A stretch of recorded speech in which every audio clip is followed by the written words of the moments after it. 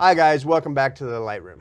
One of the key concepts that you need to understand as you work through your business plan is who your customers are. Now, often people think that anyone can be their customers. In fact, I had a student that had a lawn care business, and of course he could cut anyone's grass. However, not every customer is equal. There are some customers that are going to be willing to spend a lot more for whatever your product or service is. And in my friend Chris's case, he was able to increase the amount that he charged for mowing someone's lawn from $15 to $75 an hour. How was he able to do that? He was able to do that by focusing on the customers that generated the most revenue for him and selling those customers on the quality of his service. Those customers were doctors and dentists. So a doctor and a dentist has to maintain a higher level of quality in their practice than your average person who just mows their lawn. Let's think a little bit about this concept in more detail, and I'd like to give you a visual. So if you think about everybody in the world, that's represented by that circle, all right? And that's roughly 7 billion people. Well, there's a cost to reaching everyone. So every time you communicate with anyone, there's some kind of cost associated with that. You could try to approach all 7 billion people, but if you did that, you would probably run out of money. And that's actually what happened to a lot of businesses in the early days of the internet. Around 2000, there were a lot of businesses that started, and not knowing this concept of how to target to their customer, they took out advertisements on the Super Bowl. And sure, they reached a lot of people, but they quickly disappeared because they burned through all their cash. If you're a small business, you don't have that time, you don't have that ability to burn through that cash. What you need to do is you need to try to identify that 20% of the customers that are going to generate 80% of your revenue. So what we do is we actually think about different subsegments, right? Different subsegments of people who are more likely to want to buy what your product or service represents. Until you eventually get to, as in the dartboard example, the red dot. I'd like to give you an example of a time I did this for a music magazine. This music magazine was called Global Rhythm. And when I asked the publisher of Global Rhythm who her customers were, she said baby boomers. Well, that didn't really help me, right? Baby boomers. Baby boomers are a generation, not a customer base. And we didn't have a lot of time or money to reach customers. So we had to figure out a much more precise way to target in on the people that we needed to reach, the people who are most likely to want to buy her magazine. Now, if we think about it for a minute, who do you think would be most likely to want to buy a magazine that's focused on global music, the best artists from around the world? Who would want to subscribe to that kind of magazine? Well, first, who reads magazines, right? Probably educated people.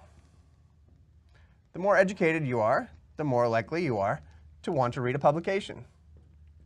2, who's going to pay $65 for a magazine?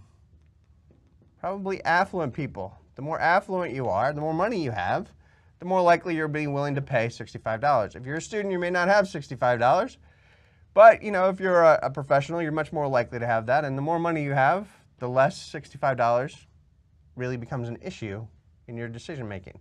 And then finally, somebody who's involved in international business.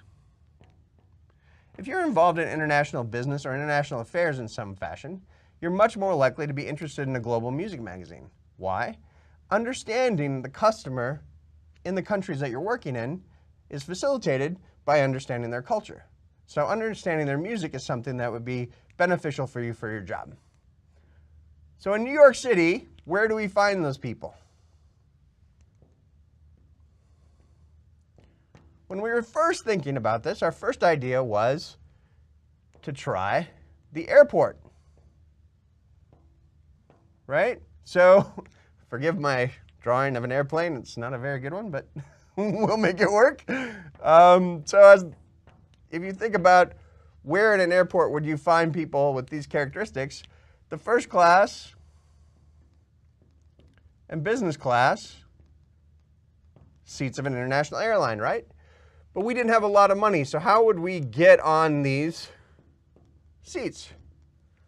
We didn't have a solution for that. So what we decided to do is shelved this and looked for another segment we could focus on.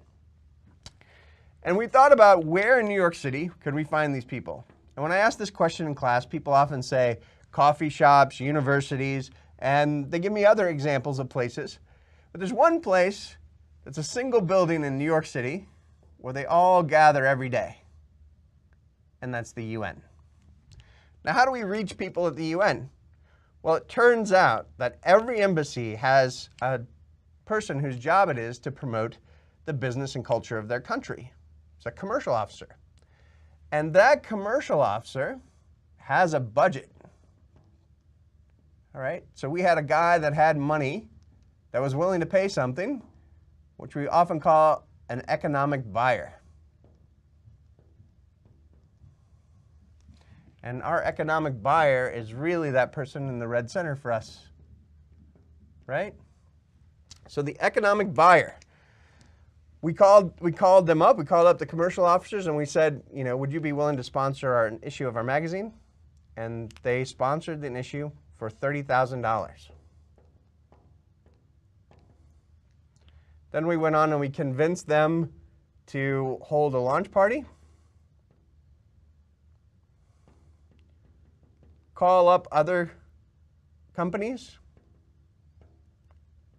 from their country, and ultimately, they even had, many of them had nationally flagged carriers. And those carriers paid us to put them on the first class and business class seats of their international airline.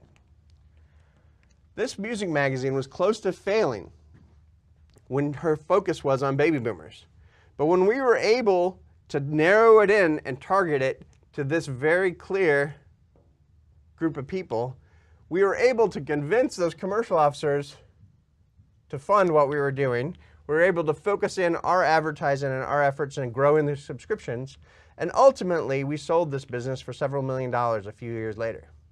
So when you're out there and you're thinking about your startup, I want you to try to think about what's the archetype of your customer. Think about it like an archer is shooting an arrow at a target. Who's your target customer? Who's going to have the most need for the product and service that you want to provide them? That once you understand who they are, you'll be much more likely to be successful in your startup.